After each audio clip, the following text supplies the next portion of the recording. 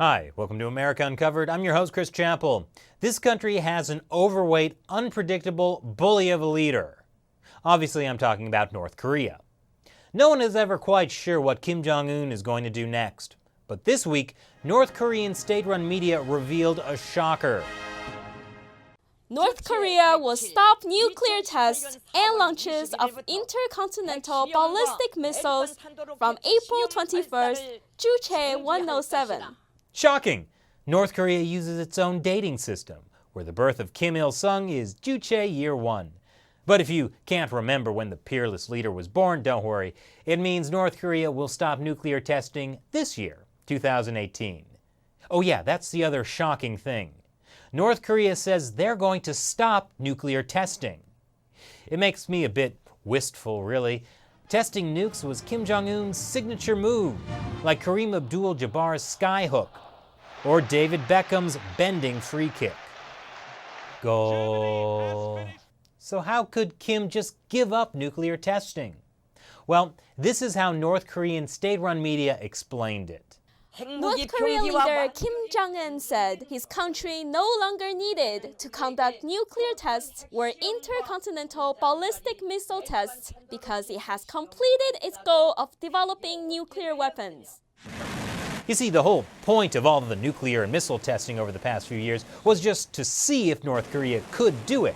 And they totally can. So, now that they've proven they can do it, they can stop. Yes, Kim Jong-un has been watching every launch from his conveniently located desk, and he is satisfied with the results.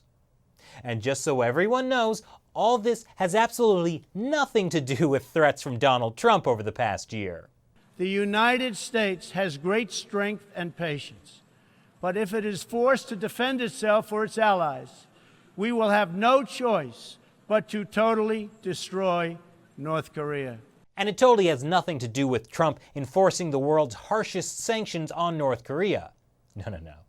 It's because North Korea has completed its goal of developing nuclear weapons, so they're done now. But that's just the most recent shocker. At the end of March, Kim Jong-un made his first ever visit to China as head of state.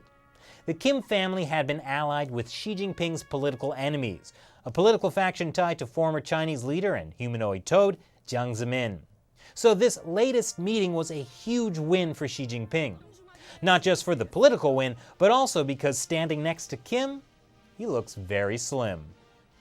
And now, there's talk of Xi Jinping making a trip to North Korea. Joke's on him, though. Xi Jinping won't look so slim next to the average North Korean. And South Korean President Moon Jae-in will also meet Kim Jong-un for the first time on April 27th. North Korea has often threatened to turn South Korea's capital of Seoul into a sea of flames. But with the recent warming of relations, South Korea has agreed to halt their own most deadly weapon of war, K-pop. The South Korean military blasts music across the border to let North Koreans know what they're missing. Maybe they aren't missing all that much. But North Korea has also been making concessions ahead of the talks.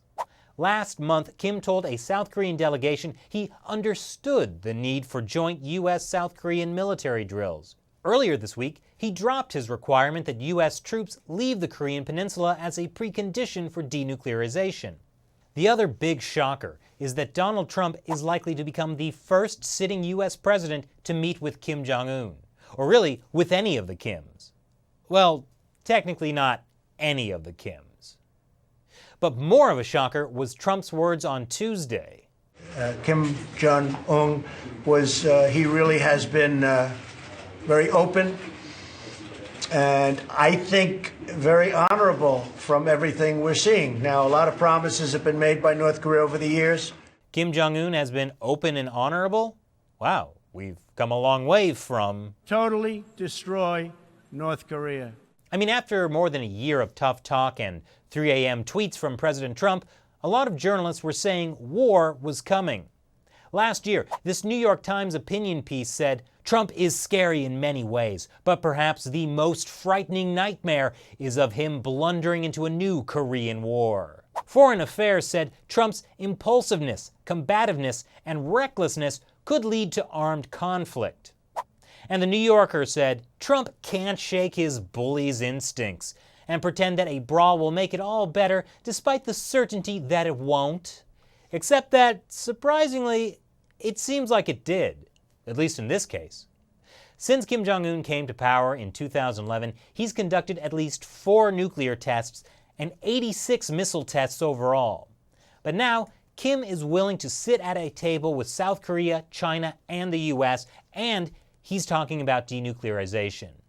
Maybe the strongman attitude actually works. You hear that, Shelley? I'm the strongman now! Yes, okay, I'm sorry. I mean, it worked for Trump. Although MSNBC is quick to reassure everyone that if anything goes wrong, it could still lead to war. I mean, it's the media's job to keep us all afraid. Otherwise, why would we watch the news? Now, while the upcoming meeting with the open and honorable Kim Jong-un is a win for Trump, it's also a win for Kim. See, all Kim ever wanted was attention. Wrong Kim. But actually, that's not too far off. See, all Kim Jong-un ever wanted was attention. He wants the world to take him seriously. He wants to take North Korea from being a pariah to a normalized country in the eyes of other nations, the way the People's Republic of China did starting in the 1970s after Mao met with Nixon. And Kim wants to do it before he gets old and gross like Mao, while he's still young enough to kill his uncle and his brother and be able to sleep at night. So for Kim Jong-un, he may be making a few sacrifices when it comes to nukes, but he's finally being treated seriously by the likes of Xi Jinping, Moon Jae-in, and the big kahuna, Donald J. Trump. He's going to meet with the American president. It's like his birthday, Christmas, Lunar New Year, and Hanukkah all wrapped into one. Could this become the world's most important bromance? But while it looks like Kim Jong-un may be toning down his aggression with his latest declaration to stop nuclear testing, it's still too early to get excited. Testing sites can always start up again. And it's not too hard to imagine that there are nuclear materials hidden at secret sites throughout North Korea that the US doesn't know about. I mean, who wouldn't keep a few extra nukes hidden under the floorboards, am I right? Possibly, this South Korean university student says it best. A declaration is just a declaration. The regime change is essential. Unless there's a change in its dictatorial system, I don't think we can completely trust anything North Korea says, as it isn't a normal country. Then again, how could you not trust this face? So what do you think? Should we trust this face? Leave your comments below. Once again, I'm Chris Chappell, and this is America Uncovered.